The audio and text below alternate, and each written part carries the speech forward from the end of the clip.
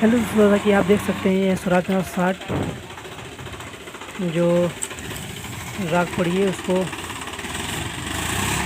खेत में लेके जाने के लिए कल्टीवेटर लेके आए हैं, क्योंकि यहाँ पे राख पड़नी है और इसलिए उसके लिए रास्ता क्लियर करना है, क्योंकि ट्रॉली आगो के लेके जाना है। ये अपने यहाँ से लेके जाते हैं राख को। क्या बात है भाई, कितना एक्सप्रेस कर रहा है, ये तो पूरी राख को निकाल के फेंक दे रहा है। हम आगे लेके जाएंगे।